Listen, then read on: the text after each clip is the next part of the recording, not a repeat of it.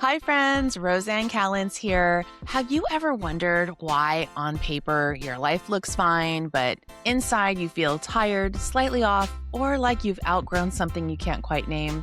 You're doing all the things, showing up, helping everyone else, holding it all together, and yet there's this quiet sense that something in your life needs attention. If that sounds familiar, today's episode is for you. I want to introduce you to someone I deeply respect and love having conversations like this with. Portia Miller is a holistic coach who works with women who are navigating change, transitions, and those in between seasons where nothing's technically wrong, but something doesn't feel quite right either. She has a beautiful framework called T, Truth, Energy, and Alignment. And the moment she shared it with me, I thought this is exactly what our coaching community needs. So let's get into it.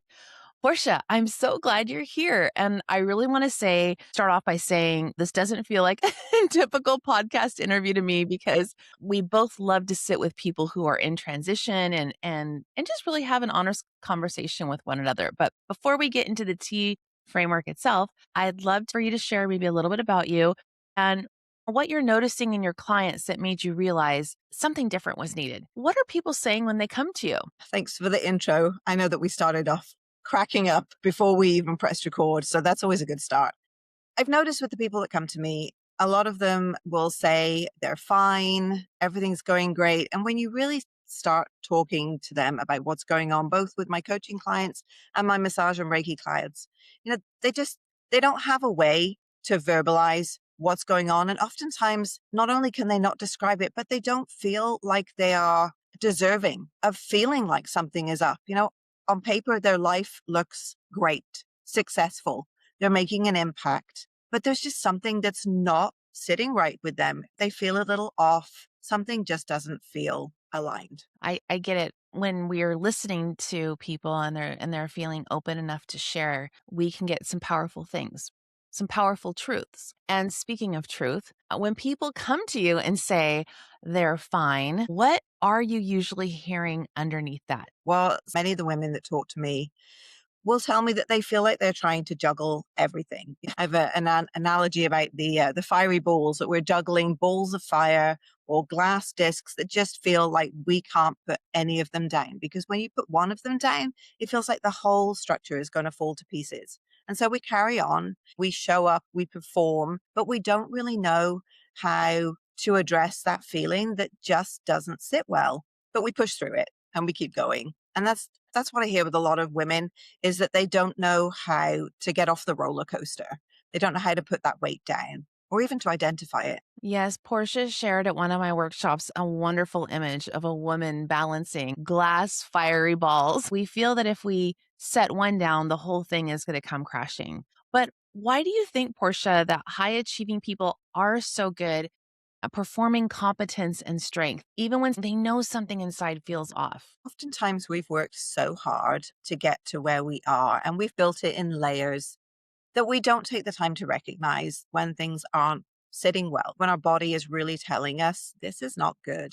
And so we keep pushing through, and we are able to adopt those high standards and that level of perfection for us like a mask. It's our armor.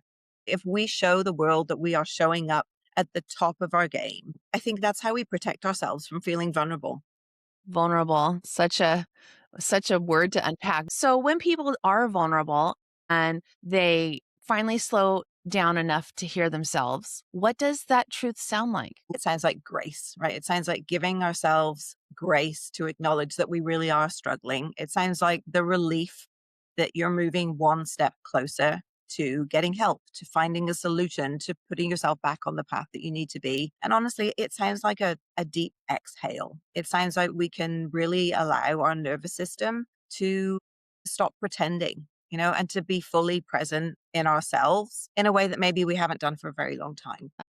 So once the truth is on the table, why is it so important to look at that energy before making any big decisions? I've seen this show up a lot with both my Reiki and my massage clients who say everything's fine, but you can feel that they are vibrating at a level that they're not maybe even aware of. And when you're not guarding your energy, when your energy isn't directed into the right things, we can push down that feeling of overwhelm at work, especially. But then when you get home, the cracks start to show. You're short tempered, you're not present, you're not able to be vulnerable with the people that care about you. There's a really big shift between the way we present ourselves when we're trying to look like everything is fine and there are no chinks in our armor, to the way we are at home with the people that we feel safest. And they're often the people that bear the brunt of that when that mask starts to slip. I know for me, when my energy is just completely haywire, I have a difficult time communicating. And I love communicating. I pride myself on being a communicator. So it's really interesting to me that that is what shows up. That's what the universe likes to knock out of me when my energy is unbalanced. So that really resonates with me, Portia, when you're saying that. So many people think they need to be someone new, or they need a new plan, or they need a new mindset shift. But how often are you seeing that the real issue is just energy depletion instead? You can see that in a person before they start to identify it, before they really name it. And then when you start talking to them and you really start to draw those things, the light bulb moment is so bright. Now, I always say that you can't pour from an empty cup, right? Back to the tea analogy. But until you prioritize your health or setting boundaries or, really processing the things that are going on with you, you will not have the capacity to take on meaningful growth or forward motion towards meeting your goals. So it's not really a strategy problem, it's an energy problem, and identifying where your energy is leaking or where it's bottled up and you're having to put it in that box every day. And then when you get home, the lid flies off. Identifying the strategy for being able to regulate your energy is not only that light bulb moment again, when you realize I'm not on the wrong path, I'm just managing my energy poorly. So, what happens when someone is trying to figure out their next chapter when they're completely exhausted? Well, I don't know if you've read the book, The Body Keeps the Score. There is a huge weight that your mind is processing things and you think you've worked through things, but your body is storing those emotions, storing that frustration, storing those failures. I mean, it's not really failure, it's just growth and development. And your nervous system has a great way of keeping you safe, and your brain will not allow you to interpret big goals as goals. It sees them as a threat because your system is already overwhelmed. So when someone's exhausted, even exciting opportunities can feel heavy or unsafe. And your brain has a way of not allowing you to meet those goals, especially when we're talking about long-term success or fulfillment. It's hard unless you can embody those things gradually, steadily, and really allow your brain and your nervous system to feel safe in moving forward. So many of us are not breathing. I mean, truly breathing and taking a deep breath. And I want to talk about something that happened to me personally when I was trying to figure out my next chapter. And I was that woman holding all of the glass fiery balls. And I want to say that I really felt like I was holding my breath, just trying to get through it. And if anyone here has done scuba diving, you'll kind of know this analogy, but when you're scuba diving and you hold your breath, your body starts to float up, up, up, up, up. And I really felt like I was floating in my life. On the outside, everyone would think, "Oh, Roseanne's fine. She's got it all together." But I was just holding my breath, floating, floating, floating. And I went to a workshop and we did some breath work and they made us really breathe out, really exhale. And that alone was so powerful. Just that getting my body back down to the ground. There's such a disconnect too between what we allow to go round on a loop in our mind and what our body tells us. It's really powerful to be able to listen to what your body is telling you. And the breath is the bridge. It's the translator between those two systems. If you can become more aware of your breath, you can become more aware of your body. And if you can become more in control of your breath, you can become more in control of your mind. Those two things work so beautifully in tandem, but it is something that we have to practice. And it's something that's so foreign. We all do it every day, all day, every day. And yet we have so little awareness of the connection that that breath work brings to our body and our brain. You're in control of slowing things down or speeding things up, of bringing focus or bringing more groundedness. The breath is the bridge between the body and the brain. And I love some alliteration. It's really between the mind. If we think about the mind as the computer, the control center, and often it's off in its own little land, doing its own little thing, and it thinks it's keeping us safe. But what it's really doing is keeping us small. It stops us from growing when growing is a threat. And in order to bring the mind back, rein it back in again, we have to then connect to our body. And one of the ways to feel safest in your body is to feel grounded. That can be as easy as sitting, crisscross applesauce on the ground, literally being grounded, or you can practice belly breath, which lowers your heart rate and makes your nervous system feel safer. It's like learning a new language. You have to be able to speak it fluently, speak it regularly, and then you'll really notice the change. Portia, what is something that you would say to the listeners that we should not do when it comes to energy? Our brains love remembering what not to do, shouldn't do. So I would always say, don't give your energy away to places where you're not getting some kind of return. When you say yes to something, you're saying no to something else. And if you're saying yes to things that don't light you up, don't give you purpose, don't bring you joy, or don't help you move forward, you're saying no to the things that are going to do that. And we have to practice that. If you ask yourself every time you make a decision, is this saying yes to nourishing my body, nourishing my mind, allowing me to feel more joy, more love? Or is it going to move the needle forward on my goals? And if you can't say yes to any of those things, then don't do it. I mean, I know that's simplistic. It's an easy way to say things. And sometimes we just do have to push through and get on with things. But for the most part, we do have control and we get stuck in a position of comfort, familiarity. And, just asking yourself that question each time you make a decision helps move the needle in the right direction. Now we're talking about alignment.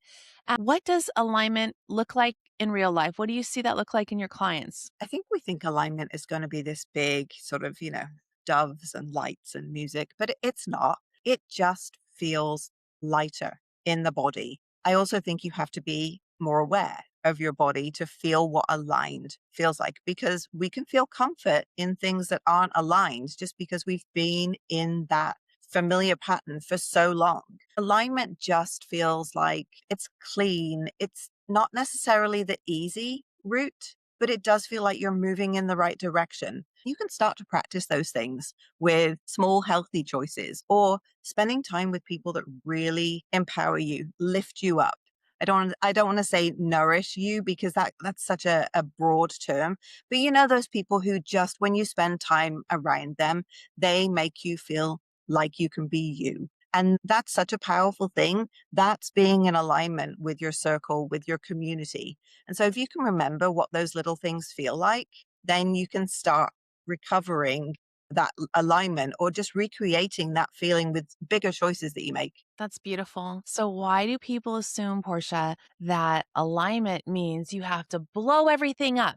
You've got to just do all these big things. And so people get resistant to doing it because they feel like it has to be this big, aggressive, big, bold thing instead of making these small changes. I think we tend to notice big changes. We notice when somebody moves across the country. We notice when someone has a career change. We notice when they have a baby. But honestly, being in alignment is steady steps towards something better. It honors your own personal values and your strengths and your purpose, right? I know we use purpose a lot.